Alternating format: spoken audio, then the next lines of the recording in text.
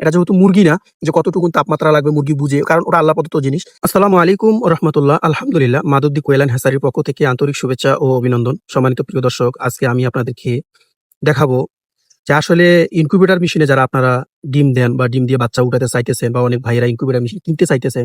কিন্তু আসলে আপনাদেরকে এই ইনকিউবেটর মেশিন কিনার আগে এই জিনিসটা থেকে আপনাদেরকে খুবই সতর্কতা অবলম্বন করতে হবে। কারণ যদি আপনারা ইনকিউবেটর মেশিন কিনেন আর এই জিনিসটা না বুঝেন, তাহলে কিন্তু আপনারা ক্ষতির সম্মুখীন হবেন।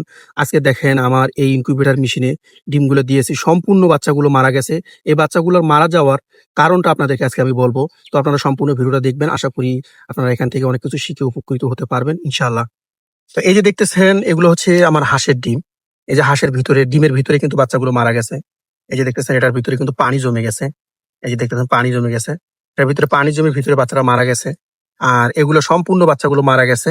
শুধু একমাত্র একটাই কারণ, যেটা ডিমের উপরে যে খোলসটা অতিরিক্ত মানে শক্ত হয়ে গেছে। শক্ত হয়ে যাওয়ার কারণে এই ভিতরে বাচ্চাটা ভিতর থেকে বাইর হতে পারেনি। বাইর হতে না পারার কারণে এই ভিতরে বাচ্চারা মারা গেছে। তো এই জন্য আপনাদেরকে বলবো, আপনারা যারা ইনকিউবেটর মেশিন কিনবেন, আপনারা কিনার আগে আপনারা এখানে কিছুটা হলেও এখান থেকে আপনারা শিক্ষা নিবেন। কারণ যেহেতু আপনারা এখানে কৃত্রিমভাবে বাচ্চা ফুটাবেন, এটা যেহেতু মুরগি না, যে কতটুকু তাপমাত্রা লাগবে মুরগি বুঝে, কারণ ওরা আল্লাহ প্রদত্ত জিনিস। আল্লাহ ওর ভিতরে একটা জ্ঞান দিয়ে দিয়েছে, ওইভাবে মুরগি কিন্তু এটা নিয়ন্ত্রণ করে।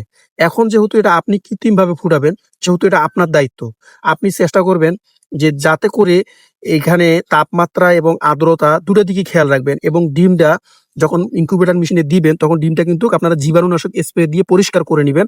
প্রথম দিক দিয়ে আপনারা 37.2 এই হিসাবে রাখবেন। এর পরের সপ্তাহে আপনারা 37.7 দিয়ে দিবেন। এরপর থেকে 37.7ই থাকবে, এইভাবে আপনারা রেখে দিবেন।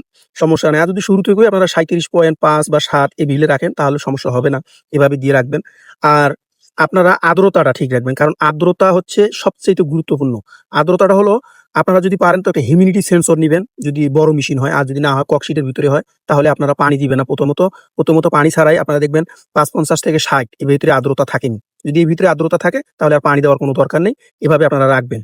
আর যখন দ্বিতীয় সপ্তাহ, তৃতীয় সপ্তাহের দিকে চলে যাবে, তখন আপনারা আর্দ্রতাটা একটু বাড়াবেন। যেহেতু একটু পানি দিলেন, পানি দিলে আপনারা দেখবেন যে ৭০ থেকে ৭৫ চলে গেছে আর্দ্রতা। এই আপনারা যদি প্রথম অবস্থায় যদি পানি দেন, আর তখন যদি ৭০ থেকে ৭৫ আর্দ্রতা চলে যায়, তাহলে কিন্তু আপনাদের ডিম ফুটার সম্ভাবনা খুবই কম।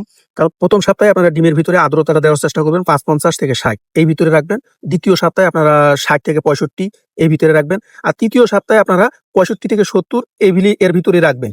হ্যাঁ, এরপরে যদি আপনার বাচ্চা ওঠার সময় একটু বাড়িয়ে দেন, সমস্যা হবে না। ওই সময় বাড়িয়ে দিলে খোলসটা আরেকটু পাতলা হবে।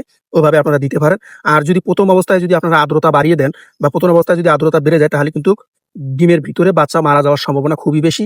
এই কারণে আপনারা আর্দ্রতাটার দিক দিয়ে খুব গুরুত্ব সহকারে খেয়াল রাখবেন, যাতে করে আপনাদের এই লসের সম্মুখীনটা আপনারা না হন। কারণ আজকে আমি নিজেই দেখেন কত বড় একটা ক্ষতির সম্মুখীন হয়ে গেছি। কতগুলো বাচ্চা আমার নষ্ট হয়ে গেছে। আর এই বাচ্চাগুলো নষ্ট হওয়ার একটাই কারণ, যেটা হচ্ছে আমার এই আর্দ্রতাটা মেইনটেইন করা হয়নি। তাপমাত্রাটা ঠিক আছিল বিধায় আমার বাচ্চাগুলো স্বয়ংসম্পূর্ণ এবং বাচ্চাগুলো সুস্থ সবল হয়েছিল। ককশিটের ভিতরে আসলে এত সহজ নয়, কারণ ককশিটের ভিতরে আপনারা একটু পানি দিলে আর্দ্রতা অনেক বেড়ে যায়। আবার পানি না দিলে আর্দ্রতা একবারে কমে যায়। এই কারণে আপনারা এই দিক দিয়ে সবসময় খেয়াল রাখবেন। আর নাহলে দরকার পড়ে পানি না দিয়ে একটা ভিজা তেনা দিবেন। এভাবে দিয়ে আপনারা আর্দ্রতা এবং তাপমাত্রাটা ঠিক রাখবেন। যদি এভাবে ঠিক রাখতে পারেন, তাহলে আশা করি আল্লাহর রহমতে আপনাদের এই ক্ষতির সম্মুখীনটা আর হবে না। এভাবে বাচ্চা মারা যাবে না। আর আপনারা সবাই ভালো থাকবেন। আসসালামু আলাইকুম ওয়া রাহমাতুল্লাহ।